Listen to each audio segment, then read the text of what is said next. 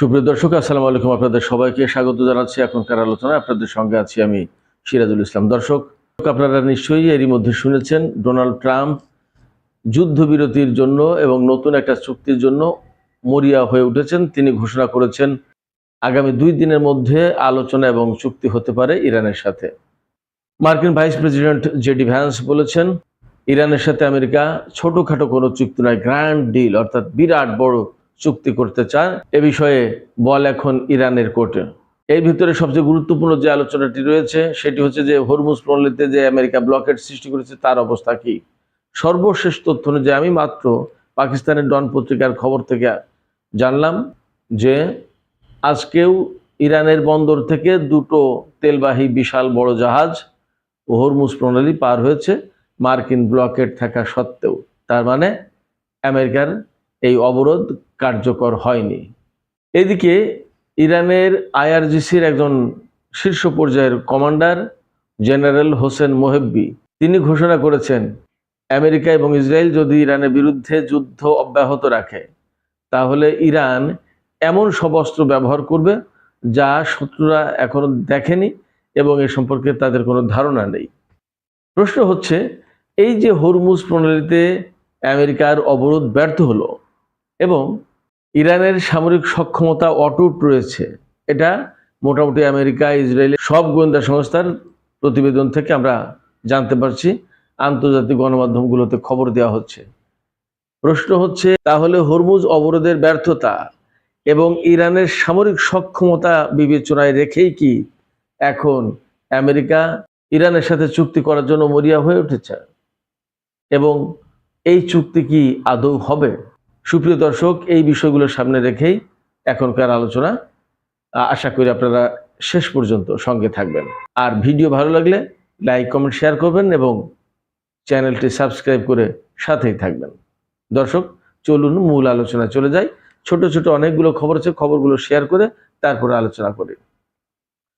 মার্কিন president Donald Trump বলেছেন 2 দিনের মধ্যে ইরানের সাথে আলোচনা শুরু হবে।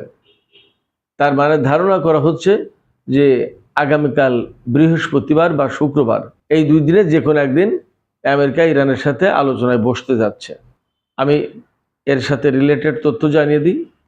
ইরানের পক্ষ থেকে কিন্তু এখনও এ ব্যাপারে পরিষ্কার কোনো আলোচনা তোলা হয়নি, তারা নিশ্চিত করেনি বা তারা প্রত্যাখ্যানও করেনি। তারা পাকিস্তানের সাথে যেমন বার্তা আদান প্রদান অব্যাহত রেখেছে, তেমনি ইরানের পররাষ্ট্রমন্ত্রী আব্বাস আরাকচি গতকাল তুরস্কের পররাষ্ট্রমন্ত্রী হাকান ফিদানের সাথে টেলিফোনে আলাপ করেছেন এবং সেখানে অনেক আলাপ হয়েছে।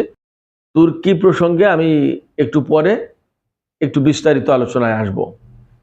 এপাশে মোসাদের প্রধান, ইসরায়েলের গোয়েন্দা সংস্থা মোসাদের প্রধান, তিনি বলেছেন যে আমেরিকা যদি ইরানের সাথে চুক্তি করেও তাহলেও ইসরায়েল ইরানের বিরুদ্ধে যুদ্ধ অব্যাহত রাখবে যতক্ষণ পর্যন্ত না তাদের লক্ষ্য অর্জন হয়।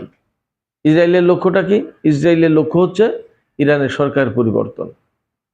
কারণ তারা মনে করে এই বিপ্লবী সরকার থাকলে ইসরায়েলের কোনো অবস্থান ভবিষ্যতে মধ্যপ্রাচ্যে থাকবে না। শুধু তাই না, তারা যে গ্রেটার ইসরায়েল প্রতিষ্ঠা করতে চায় নিউ মিডল ইস্ট প্ল্যানের আওতায়, সেই গ্রেটার ইসরায়েল প্রতিষ্ঠার স্বপ্ন চিরদিন স্বপ্নই থেকে যাবে।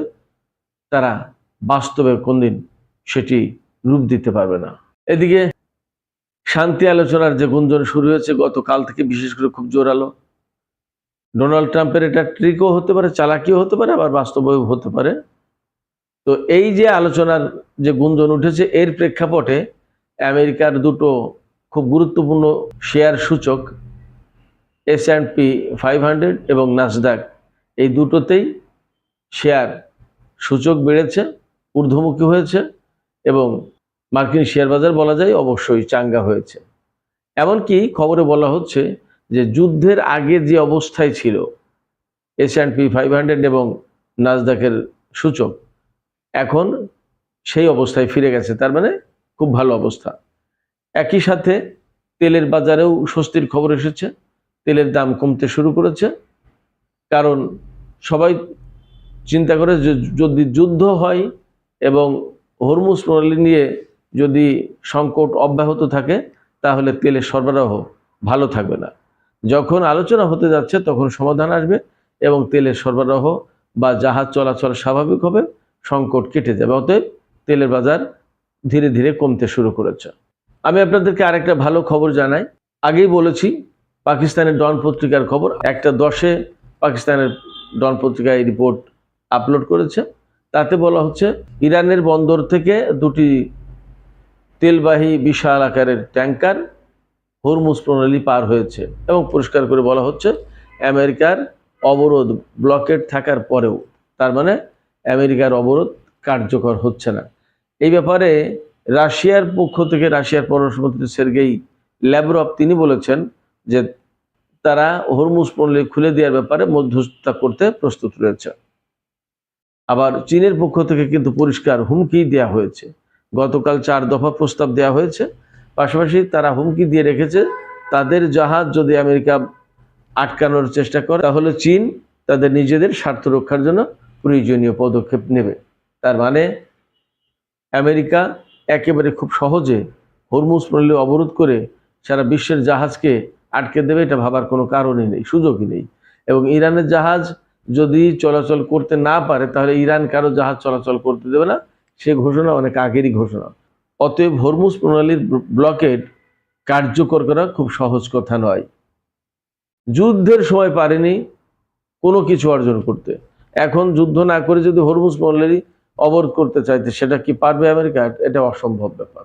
এই জায়গায় মজার একটা খবর বলি, রাশিয়ার পার্শ্ববর্তী যে দেশ, প্রতিবেশী দেশ যার সাথে রাশিয়ার যুদ্ধ হচ্ছে, সেই দেশের প্রেসিডেন্ট মিস্টার জেলেনস্কি তিনি বলেছেন, একটা সাক্ষাৎকারে দেখলাম, তিনি বলছেন যে তারা হরমুজ প্রণালী ক্লিয়ার করে দিতে পারে যদি তাদের দায়িত্ব দেওয়া হয়, কিন্তু আমেরিকা এই ব্যাপারে তাদের কোনো দায়িত্বই দেয়নি এই পর্যন্ত। কথাটা শুনে আমার একটু হাসি পেল এই কারণে যে যিনি নিজের দেশ নিয়ে খুব বিপদে, তিনি কি করে এই হরমুজ প্রণালীতে, যেখানে আমেরিকা এবং ইসরায়েল সম্মিলিতভাবে হিমশিম খাচ্ছে ইরানের বিরুদ্ধে, সেখানে তিনি কি করে এই হরমুজ প্রণালী ইরানের প্রভাবমুক্ত করে দেবেন আমি ঠিক পরিষ্কার না। মজার তথ্য জানাই যে কাতার, বাহরাইন, সংযুক্ত আরব আমিরাত এরকম কয়েকটা দেশে তাদের বিমান বা আকাশ সুরক্ষা দেওয়ার জন্য, বিমান প্রতিরক্ষা ব্যবস্থা উন্নত করার জন্য দায়িত্ব নিয়েছিল। ইরান যে ক্ষেপণাস্ত্র এবং ড্রোন হামলা চালায় এইগুলো থেকে রক্ষা করার জন্য এই মিস্টার জেলেনস্কি সাহেবের দেশ বা তার সরকার দায়িত্ব নিয়েছিল এবং তারা 5টা প্রতিরোধ কেন্দ্র গড়ে তুলেছিল পারস্য উপসাগরীয় কয়েকটা দেশে, সম্ভবত কাতার, বাহরাইন এবং সংযুক্ত আরব আমিরাতে। কিন্তু দুঃখজনক হলেও বাস্তব তথ্য এই যে তার প্রত্যেকটা, অর্থাৎ 5টাই ধ্বংস করে দিয়েছে ইরান ক্ষেপণাস্ত্র মেরে। মিস্টার জেলেনস্কির দেশের পরিস্থিতি যখন এই, তার আকাশ প্রতিরক্ষা বা ক্ষেপণাস্ত্র প্রতিরক্ষা ব্যবস্থা যখন এই, তখন তিনি কিভাবে হরমুজ প্রণালী খুলে দেবেন তা পরিষ্কার নয়। এর ভেতরে ইরানের IRGC অর্থাৎ বিপ্লবী গার্ড বাহিনীর অন্যতম শীর্ষ পর্যায়ের কমান্ডার জেনারেল হোসেন মোহিব্বি তিনি একদম সুস্পষ্ট করে বলেছেন যে যদি আমেরিকা ইসরায়েল যুদ্ধ অব্যাহত রাখে তাহলে ইরান এমন সব অস্ত্র, নতুন নতুন অস্ত্র ব্যবহার করবে যা এর আগে ইরান ব্যবহার করেনি, এবং এই সমস্ত অস্ত্র সম্পর্কে শত্রুদের কোনো ধারণাই নেই।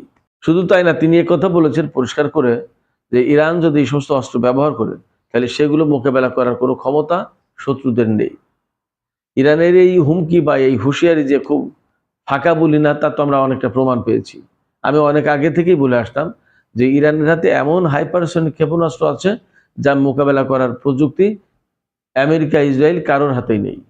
ফলে IRGCর এই কমান্ডারের যে বক্তব্য, যে হুঁশিয়ারি, এই হুঁশিয়ারি যে ফাঁকা বলি না তা কিন্তু মোটামুটি নিশ্চিত।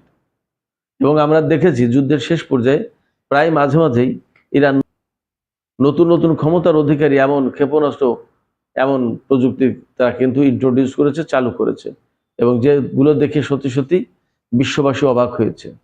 এবং ইরানের সামরিক শক্তি দেখার পরেই মূলত অনেকেই কিন্তু আমেরিকার পক্ষে ইরানের বিরুদ্ধে যুদ্ধ করতে আসতে চায়নি, কারণ এর পরিণতি হবে ভয়াবহ, এটা তারা সবাই বুঝতে পেরেছে। মধ্যপ্রাচ্য, বিশেষ করে ইরানকে কেন্দ্র করে যখন ওই অঞ্চলে শান্তির একটা সুবাতাস বয়ে যাওয়ার সম্ভাবনা তৈরি হয়েছে, তখন তুরস্কের পক্ষ থেকে গত 2-3 দিন ধরে একটা কথা খুব গুরুত্ব দিয়ে বলা হচ্ছে যে তারা প্রয়োজনে ইসরায়েলের বিরুদ্ধে যুদ্ধ করবে ইরানের পক্ষ হয়ে। এই বক্তব্যটা কেন আমি এই কয়দিন আলোচনা করিনি, কিন্তু আজকে একটু বলি এই বক্তব্যটা কেন কেন এই বক্তব্য দিচ্ছে তুরস্ক। এর কয়েকটা দিক থাকতে পারে, আমি ছোট ছোট করে একটু বিশ্লেষণ করি। দেখুন, তুরস্ক এমন একটা দেশ যে দেশের প্রেসিডেন্ট রজব তাইয়িপ এরদোগান, কেউ বলে রিসেপ তাইয়িপ এরদোয়ান, রজব তাইয়িপ এরদোগানের নেতৃত্বাধীন যে তুরস্ক, এই তুরস্কের প্রতি মুসলিম বিশ্বের একটা বিরাট আশা আকাঙ্ক্ষা আছে। অনেকে মনে করে, প্রায় মাঝে মাঝে এরদোগান কিন্তু বলেন যে তিনি এটা করবেন সেটা করবেন, মুসলিমদের স্বার্থে এই করবেন সেই করবেন, বহু কিছু ইসরায়েলের বিরুদ্ধে কিন্তু অনেক কড়া কড়া বক্তব্য তিনি রাখেন। কিন্তু বাস্তবতা হচ্ছে এই পর্যন্ত ফিলিস্তিনি, লেবানন, ইরান কোনো পক্ষের হয়ে কিন্তু কার্যকর কোনো পদক্ষেপ তিনি নেননি। কেমন, বরং তিনি নেটো জোটের সদস্য, এই কারণে তার দেশে আমেরিকার ঘাঁটি আছে এবং তিনি ইউরোপ, আমেরিকা এবং পশ্চিমাদের সাথে সম্পর্ক রেখে বজায় রেখে চলতে আগ্রহী বা চলে থাকেন। এমনকি তিনি বহু বছর ধরে ইউরোপীয় ইউনিয়নের সদস্য হওয়ার চেষ্টা করেছেন, যদিও ইউরোপীয় ইউনিয়ন তাকে বা তুরস্ককে সদস্য করেনি। তো আমরা যদি তুরস্কের সাথে ইসরায়েলের সম্পর্কটা দেখি, তাহলে দেখব এই রজব তাইয়িপ এরদোগানের সময় ইসরায়েলের সাথে সম্পর্ক কিন্তু খারাপ ছিল না, ভালোই ছিল সবসময় সম্পর্ক। এখনো সম্পর্ক যে খুব খারাপ তা কিন্তু না, কিছু কিছু ডাউনগ্রেডেড হয়েছে, কিন্তু প্রকৃতপক্ষে ফিলিস্তিন এবং লেবাননকে কেন্দ্র করে তুরস্ক যে রোল প্লে করতে পারো, এই রোল প্লে কিন্তু করেনি। সেই জায়গায় ইরানের হয়ে তিনি এখন ইসরায়েলের বিরুদ্ধে যুদ্ধ করবেন, এই কথাটা আসলে কতটুকু বাস্তবসম্মত সেটা একটা বিষয়। তার আগে আমি আরেকটু বলি, এই যে আজারবাইজান থেকে ইসরায়েলের জ্বালানি চাহিদার প্রায় 40% এই আজারবাইজান থেকে যায়, গ্যাস এবং জ্বালানি তেল। এই গ্যাস এবং জ্বালানি তেল আজারবাইজান থেকে ইসরায়েল কিভাবে নেয়? পাইপলাইনের ভেতর দিয়ে। তার মানে আজারবাইজান থেকে তুরস্কের ভেতর দিয়ে ইসরায়েল এই তেল গ্যাস নেয় এবং ইসরায়েলের এই তেল গ্যাস, আজারবাইজান থেকে এই তেল গ্যাস তুরস্ক হয়ে যদি না নিতে পারতো ইসরায়েল, তাহলে ইসরায়েলের অর্থনীতি কলাপস হয়ে যেত। অর্থনীতি কি, তার এই দেশ তো প্রায় অচল হয়ে যেত। আপনি চিন্তা করেন যে কমপক্ষে 40% জ্বালানির, টোটাল জ্বালানির চাহিদা পূরণ করে এই আজারবাইজানের তেল গ্যাস দিয়ে, এবং সেইটা পাস হয় তুরস্কের ভেতর দিয়ে পাইপলাইনের মধ্য দিয়ে। এবং আজারবাইজানের সাথে ইসরায়েলের কিন্তু ব্যাপক সম্পর্ক। শুধু তাই না, গত জুন মাসে যে যুদ্ধ হয়েছিল, এই আজারবাইজানকে ব্যবহার করে ইসরায়েল ইরানের উপরে হামলা চালিয়েছিল, আজারবাইজানের আকাশ পথ ব্যবহার করে। তো আজারবাইজানে যাওয়ার জন্য কোন পথ ব্যবহার করেছে ইসরায়েল? অবশ্যই তখন তুরস্কের উপর দিয়ে গেছে, তাছাড়া তো যাওয়ার পথ নেই। তুরস্কের এই যে ভূমিকাটা, এই যে বক্তব্যটা, এই বক্তব্যটা আসলে লোকজন খুব একটা ভালোভাবে গ্রহণ করে না। আমি আগেই বলেছি, মুসলিম বিশ্বের বিরাট একটা আশা আকাঙ্ক্ষা আছে, বিশেষ করে এরদোগানের নেতৃত্বাধীন এই তুরস্কের উপরে। কিন্তু এরদোগান তো সেই রকম কাজ করছেন না, বারবার তিনি বলেন কিন্তু কিছু করেন না, যার কারণে তার উপরে মানুষের হতাশা সৃষ্টি হয়েছে।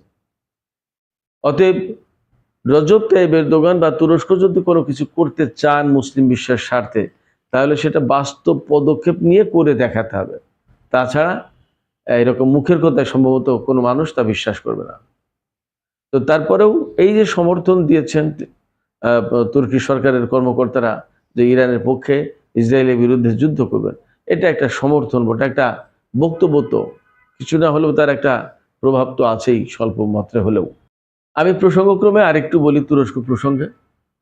তুরস্ক এই যে এখন শক্ত কথা বলছে, কেন জানেন? তার প্রধান কারণ হলো আমেরিকা নেটো জোট থেকে বেরিয়ে যেতে পারে, এবং একথা মোটামুটি অনেক জায়গায় চর্চা হচ্ছে, আলোচনা হচ্ছে যে তুরস্ক হচ্ছে এর পরের টার্গেট ইসরায়েলের। তাই ইসরায়েল যদি তুরস্কের উপর হামলা চালায় এরপরে, তাহলে তুরস্ক হচ্ছে নেটোভুক্ত দেশ, নেটো জোটের সদস্য। তো নেটো জোটের কোনো সদস্য যদি আক্রান্ত হয় কোনো দেশের দ্বারা, তাহলে নেটো জোট মনে করবে যে সব দেশ আক্রান্ত হয়েছে, অতএব সব দেশ জোটবদ্ধভাবে ওই যে হামলাকারী দেশ তার বিরুদ্ধে যুদ্ধ করতে বাধ্য। এটা আর্টিকেল 5 আছে নেটো জোটের। আমেরিকা যদি নেটো জোটে থাকে আর ইসরায়েল যদি তুরস্কের উপর হামলা চালায়, তাহলে আমেরিকা কিন্তু এই যুদ্ধের, ইসরায়েল বিরোধী যুদ্ধের নেতৃত্ব দিতে বাধ্য। যদি না করে তাহলে কিন্তু প্রশ্ন উঠবে এবং নেটো জোট থাকবে কিনা, তখন কিন্তু নানান রকমের সংকট তৈরি হবে এবং তুরস্ক স্বাভাবিকভাবে বলতে পারবে যে আমেরিকা যখন ইরাক বা আফগানিস্তানে যুদ্ধ করেছে তখন তুরস্ক কিন্তু সেই জোটে থেকে যুদ্ধ করেছে বা রসদ, লজিস্টিক সাপোর্ট বা যে কোনোভাবে সাপোর্ট দিয়েছে। এখন কেন তুরস্ক যখন ইসরায়েল দ্বারা আক্রান্ত তখন কেন নেটো জোট আসবে না, এইরকম একটা প্রশ্ন থাকবে। সেক্ষেত্রে আমেরিকা নেটো জোট থেকে সরে পড়তে চায়, যাতে ইসরায়েল যদি কখনো তুরস্কের উপর হামলা চালায় তাহলে আমেরিকা যাতে ইসরায়েলের বিরুদ্ধে যুদ্ধ করতে বাধ্য না হয়। ইরানের পররাষ্ট্র মন্ত্রণালয় সারা বিশ্বের মানুষকে ধন্যবাদ জানিয়েছে। ইরানি পররাষ্ট্র মন্ত্রণালয় বলেছে যে ইসরায়েল এবং আমেরিকার বিরুদ্ধে যে ইরান প্রতিরোধমূলক যুদ্ধ করেছে, সেই যুদ্ধ চলাকালীন সারা বিশ্বের মানুষ, সেই যুদ্ধ চলাকালীন সারা বিশ্বের মানুষ যেভাবে সমর্থন দিয়েছে ইরানের প্রতি, তার জন্য ইরান ধন্যবাদ জানাচ্ছে বিশ্ববাসীকে এবং কৃতজ্ঞতা জানাচ্ছে। শুধু মুসলিম বিশ্ব না, সারা বিশ্বের মানুষ তো সমর্থন দিয়েছে। আপনারা খেয়াল করে থাকবেন, ব্রিটেন বলেছে এই যুদ্ধ নেটোর যুদ্ধ না, এই যুদ্ধ আমাদের যুদ্ধ না, এই যুদ্ধ ইসরায়েলের যুদ্ধ, আমেরিকার যুদ্ধ। স্পেন ইসরায়েলের সাথে কত কিছু করেছে, ইটালি, ফ্রান্স, ব্রাজিল, অস্ট্রিয়া অনেক বড় বড় বক্তব্য দিয়েছে, পদক্ষেপ দিয়েছে, এমনকি ইরানের পক্ষে তো ভেটো দিয়েছে ফ্রান্স। তো সেক্ষেত্রে এবার এই যুদ্ধের সময় আসলে বিশ্ববাসীর কাছ থেকে অনেক বড় সমর্থন পেয়েছে ইরান। একটা জায়গায় একটা আপত্তি আছে, সেটা হচ্ছে ওআইসি।